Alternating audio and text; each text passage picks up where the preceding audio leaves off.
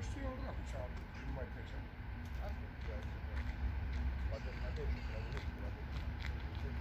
Questo non è. Ma potrebbe dire che non è.